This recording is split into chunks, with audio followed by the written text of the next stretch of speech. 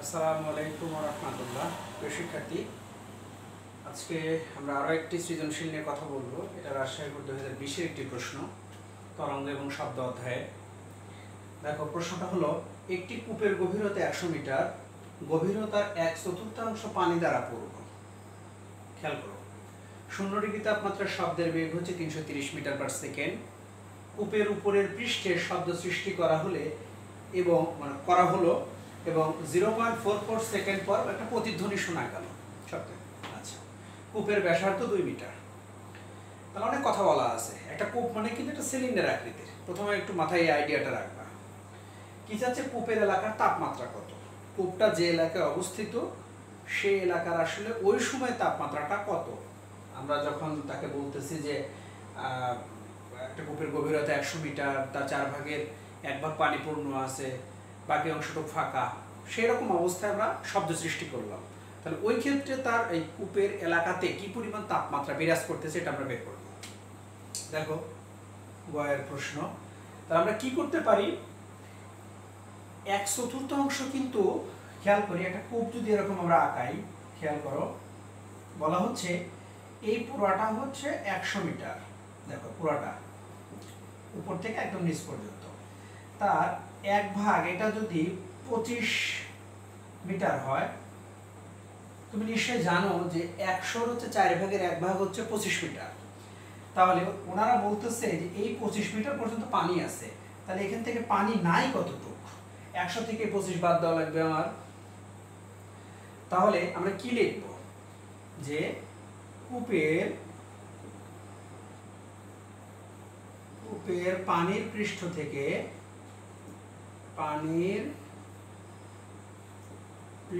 থেকে উপরের দূরত্ব। তাহলে ডি সমান আমরা কি বের করব, দেখো, তাহলে আমার ছিল হচ্ছে কত, 100। তাহলে 100 যদি থাকে, তার হচ্ছে কত, তোমার পানি আছে কত, 1/4। 1/4 মানে কি, 4 ভাগের 1 ভাগ। তাহলে 100 মিটারের একে যদি আমি 4 দিয়ে ভাগ করি, তাহলে দেখবা কি হচ্ছে কত, 25 হয়। তাহলে এই 25 মিটার হচ্ছে পানি আছে, খেয়াল করো। আর বাকি 3 অংশ কি আছে, ফাঁকা, অর্থাৎ এই উপরের পৃষ্ঠ থেকে এই পর্যন্ত 3 অংশের মান। তাহলে এখন 100 গুণন যদি 3 অংশ হয়, তাহলে 4 ভাগের 3 ভাগ হচ্ছে কি, ফাঁকা, আর 1 ভাগ হচ্ছে পানিপূর্ণ। 1/4 যে, হ্যাঁ, 1/4। এই জিনিসটাকে আরেকটু ক্লিয়ার করি, দেখো আর একটু পরিষ্কার হবে বিষয়টি। এরকম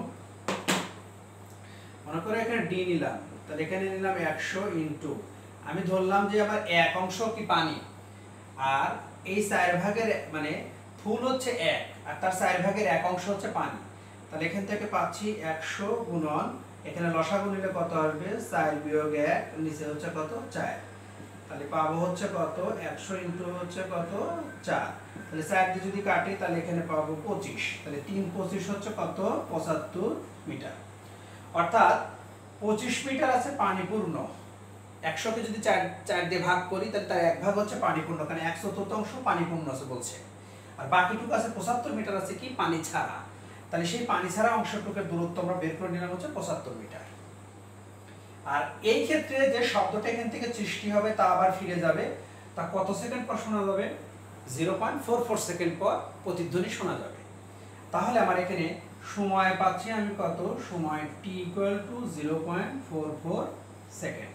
দেখো, তাহলে এখান থেকে আমি কি বের করতে পারি, শব্দের বেগ বের করে নিয়ে আসতে পারি আমরা এখান থেকে। অর্থাৎ আমি কি বের করব, v = হচ্ছে হোয়াট। তাহলে আমরা সূত্র কি জানি, আমরা জানি 2d = হচ্ছে vt। প্রতিধ্বনির কথা বলে এই সূত্র আমাদের, বা v = 2d ভাগ t। তাহলে 2 ইনটু কত, 75, আর t এর মান 0.44। তাহলে কত হয় দেখো, আমরা এখান থেকে দেখি। তাহলে 2 ইনটু 75 ভাগ হচ্ছে 0.44, এটা আসছে 340.9 মিটার পার সেকেন্ড।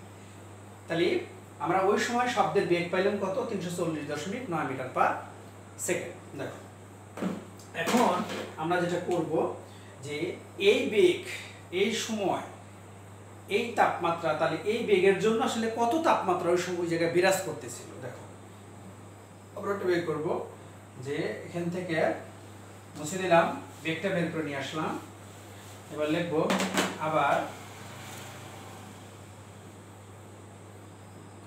আমরা কি সূত্র জানি বলো তো, v1 ভাগ v2 রুট ওভার হচ্ছে কত, সরি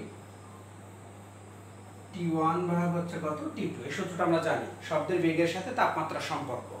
কি বলা ছিল, শব্দের বেগ পরম তাপমাত্রা বর্গমূলের সমানুপাতিক। যেহেতু দুটো মাধ্যমের কথা বলা আছে এই জন্য এটা লিখে নিছি। তো এখানে দেখো আমি যদি t1 কে ধরি প্রমাণ অবস্থায়, তাহলে তার তাপমাত্রা 273 কেলভিন। তারপর আমার t2 এটাই আমরা বের করব। তারপর যদি v1 ধরি, v1 হচ্ছে কত 330। দেখো প্রশ্নে বলা আছে 0 ডিগ্রি তাপমাত্রা শব্দের বেগ প্রাথমিক অবস্থায় 330 মিটার পার সেকেন্ড। তাহলে v2 এর মান আমরা কত বের করছি, 340.9 মিটার পার সেকেন্ড। এই মানগুলো আমার আছে। তাহলে এখন দেখো কি করণীয় আমার কাজ, এখানে রুট আছে, তাহলে রুটকে সরায় দিতে কি করা লাগবে, বেশি বর্গ করা লাগবে। তাহলে কত v1 ভাগ হচ্ছে v2 তার উপরে স্কয়ার রুট ওভার t1 ভাগ হচ্ছে t2 তার উপরে কত স্কয়ার। তাহলে এখানে মান বসাও, v1 এর মান কত 330 ভাগ হচ্ছে কত 340.9, এটার উপরে স্কয়ার। আর এই রুট স্কয়ার কেটে গেল, তাহলে থাকলো কত t1 ভাগ হচ্ছে কত t2। তো শিক্ষার্থী, তাহলে আমরা এখন এই মানটা বের করে নিয়ে আসি, কত হয় দেখি। 330 ভাগ হচ্ছে 340.90 গেল, তার উপরে যদি আমরা স্কয়ার করি তাহলে এখানে পাবো হচ্ছে 0.9370। দেখো, আর আমার t1 এর মান দেওয়া ছিল কত 273, আর আমার t2 এর মান এখান থেকে বের করব। দেখো এই t2 ভাগ আছে, এই পাশে লিখবো আমরা, আর এই মানটা নিচে চলে যাবে। তাহলে 273 ভাগ 0.9370 কত হয় দেখি, 273 ভাগ 0.9370 291.35, 291.35 কত কেলভিন। এত কেলভিন তোমরা নিশ্চয়ই জানো যে কেলভিন থাকলে তার থেকে যদি 273 বাদ হয়ে যায় তাহলে সেটা সেলসিয়াসে পরিণত হয়। তো বিয়োগ করে দিই আমরা 273, তাহলে 18.35। তাহলে আমরা কি পাবো, যে সুতরাং এখান থেকে কি কুয়ার এলাকার তাপমাত্রা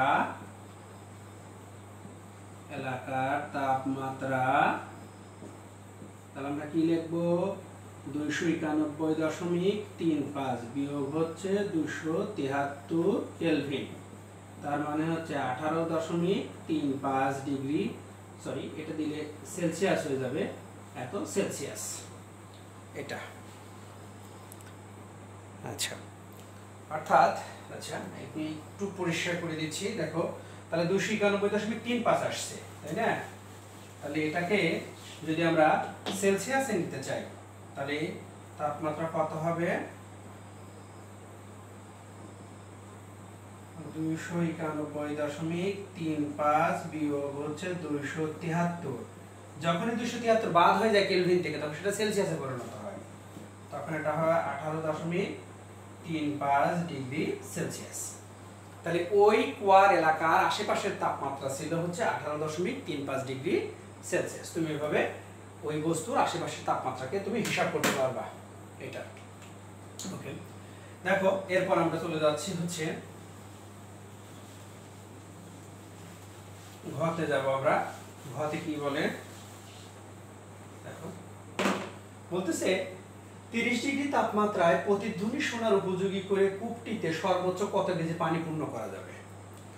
অর্থাৎ বলা হচ্ছে 100 মিটার উচ্চতার একটা কূপ ছিল আমার, সেই কূপের কতটুকু উচ্চতা পর্যন্ত পানি পূর্ণ করলে আমি ওই 30 ডিগ্রি তাপমাত্রায় শব্দ শুনতে পাবো। আর শব্দ শোনার জন্য ন্যূনতম দূরত্ব হচ্ছে 16.6, এটা থাকাই লাগবে। তাহলে অবশ্যই 100 মিটারের মধ্যে 16.6 এতটুকু ফাঁকা আমার জায়গা লাগবে। এরপর হিসাব করে দেখি কতটুক পূর্ণ থাকতে পারে ওই কুয়ার মধ্যে। এখান থেকে হিসাব করে নিয়ে আসি। তাহলে ওই কতটুক উচ্চতা পূর্ণ থাকবে, ওই উচ্চতা দিয়ে আমরা ওই পুরা কুয়ার পানির ভরটা বের করবো, যে কতটুক পানি ওই কুয়া ধারণ করতে পারে। দেখো তাহলে আমরা এখান থেকে যেটা করব, দেখো এখানে 30 ডিগ্রি তাপমাত্রা দেওয়া আছে। তুমি নিশ্চয়ই জানো যে 30 ডিগ্রি তাপমাত্রার ক্ষেত্রে আমরা যেটা পাবো সেটা হচ্ছে, আমরা লিখি যে উদ্দীপক হতে পাই, উদ্দীপক হতে পাই আমরা কি পাচ্ছি, মনে করো T2 আমরা 30 ডিগ্রি সেলসিয়াস, 30 ডিগ্রি সেলসিয়াস। তোমরা নিশ্চয়ই জানো সেলসিয়াসকে কেলভিনে নিতে গেলে 273 যোগ করতে হয়। তাহলে 30 প্লাস 273, এটা কেলভিন করলাম, তাহলে এখানে আসবে হচ্ছে 303 কেলভিন। এবার আসো V2, তাহলে V2 তে শব্দের বেগের মান কত এটা আমার জানা নেই, কিন্তু আমি তো জানি যে T1 মানে হচ্ছে 273, এটা একটা প্রমাণ মান। আবার হচ্ছে V1 মানে হচ্ছে 0 ডিগ্রি তাপমাত্রা শব্দের বেগ, এটা হচ্ছে কত 330 মিটার পার সেকেন্ড, এটা প্রশ্ন দেওয়া আছে। দেখো এটা প্রমাণ, এই দুটো মানকে বলা হয় প্রমাণ মান। তাহলে এবার দেখো আমরা জানি সম্পর্ক, তো আমরা জানি V1 ভাগ হচ্ছে V2 রুট ওভার হচ্ছে কত, সরি T1 ভাগ হচ্ছে T2, এটা। তাহলে এখন এই মানটাকে কি করব, আমরা এই রুটকে সরায়া দিতে গেলে আমরা যেটা কাজটা করব, আমরা এখানে মানটা বের করে নিয়ে আসি। V1 ভাগ হচ্ছে V2 রুট ওভার T1 এর মান ছিল 273 আর ওর মান ছিল হচ্ছে 303, এই মানটা আমরা বের করে নিয়ে আসি। দেখো কত হয়, 273 ভাগ 303, এটাকে রুট করব আমরা, রুট করলে 0.9492 হয়, অর্থাৎ V1 ভাগ হচ্ছে V2 0.9492, এই মানটা এখানে আসছে। এখন দেখো V2 আমার বের করতে হবে, তাই না? তাহলে আমি কি করতে পারি, তাহলে যদি V2 বের করি তাহলে এই V2টা ওই পাশে গেলে এটা নিচে চলে আসবে। তাহলে এখানে V1 এর মান আমার কত বের হয়েছে বলো তো, V1 এর মান 330 দেওয়া আছে, 330, আর এই মানটা 0.9492, তাহলে কত হয় দেখি আমরা, 330 ভাগ 0.9492, 347.67, 347.67, 347.66 মিটার পার সেকেন্ড। তাহলে 30 ডিগ্রি তাপমাত্রায় ওই সময় শব্দের বেগ কত ছিল, 347.66 মিটার পার সেকেন্ড। এই বেগটা আমার কাজে লাগবে, কারণ এই বেগ দিয়ে আমি কি করব, ওই তাপমাত্রার শব্দ কত দূরে গেছে সেটা আমরা বের করে নিয়ে আসবো। দেখো এটা, তারপরে তাহলে এই মানটা আমার কাজে লাগবে। তাহলে এখন আমরা লিখি যে 30 ডিগ্রি সেলসিয়াস তাপমাত্রায়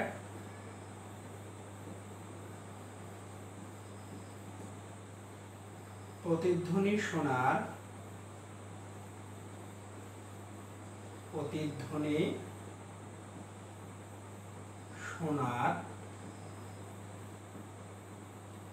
ন্যূনতম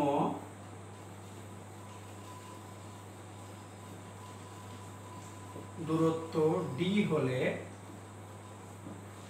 30 ডিগ্রি তাপমাত্রা এখন আমরা প্রতিধ্বনি শুনতে চাই, তাহলে সে কত দ্রুত অতিক্রম করলো এই তাপমাত্রায় শব্দটা। তাহলে আমি কি পাচ্ছি, 2D ইকুয়াল টু হচ্ছে VT, বা D ইকুয়াল টু হচ্ছে কত, VT ভাগ 2। তাহলে V এর মান কত পাইছি, 347.66 ইনটু, আর এই T এর মান আমি কাকে ধরবো, আমরা তো জানি প্রতিধ্বনি শোনার জন্য ন্যূনতম সময় কত বলো তো, 0.1 ভাগ হচ্ছে কত 2, তাহলে কত আসে আমি তো দেখি,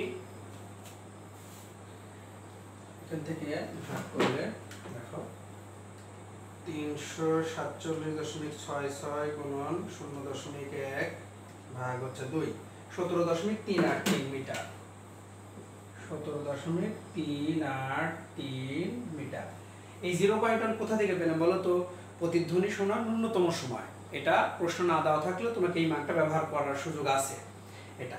তাহলে এত ওই 30 ডিগ্রি তাপমাত্রায় শব্দ এত দ্রুত অতিক্রম করবে, তার মানে বোঝা গেল যে প্রতিধ্বনি শোনা যাবে। এখন এই দূরত্বে যদি প্রতিধ্বনি শোনা যায়, তাহলে কুয়া এখন আমি কত উচ্চতা পর্যন্ত পানি পূর্ণ করব সেই উচ্চতা বের করব। তাহলে সুতরাং কুয়ার সর্বোচ্চ উচ্চতা হবে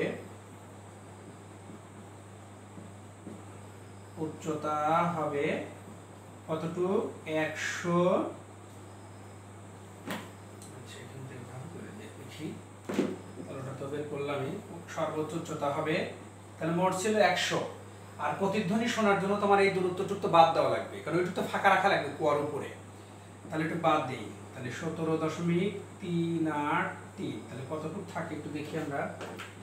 বিয়োগ হচ্ছে 100, 82.617 মিটার।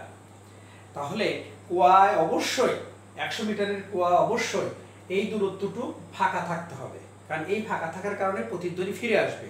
আর বাকি তাহলে কতটুকু আছে কুয়ায় পানি পূর্ণ এখন করা লাগবে কতটুকু, এই 82.61 মিটার পানি পূর্ণ করতে পারবো আমি। প্রশ্নে বলাই ছিল কূপটিতে সর্বোচ্চ কত কেজি পানি পূর্ণ করা যাবে, যেহেতু আমি উচ্চতা পেয়ে গেছি তাহলে এখন আমি তার পানির মানে পরিমাণটা বের করে নিয়ে আসতে পারবো।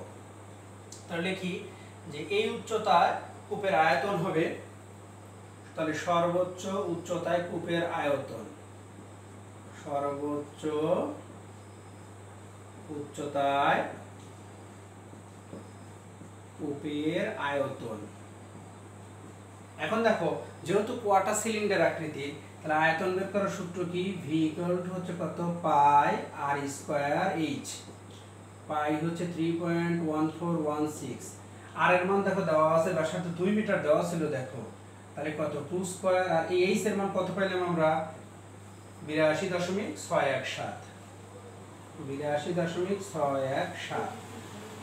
তাহলে এখন আমরা যদি এটা দেই তাহলে এর কত পাবো দেখো তো, 3.1416 গুণন 2 কে স্কয়ার করলে 4, আর হচ্ছে 82.617, তাহলে 1038.19, 1038.19, আর আয়তনের একক মিটার কিউব, এটা আমরা পেয়ে গেলাম। দেখো প্রিয় শিক্ষার্থী, যেহেতু এখানে পানি পূর্ণ কথা বলা হচ্ছে, পানির কথা, আর পানির একটা নিজস্ব ঘনত্ব আছে 1000 কেজি মিটার কিউব। দেখো তাহলে এখন আমরা কি লিখবো, যে আমরা জানি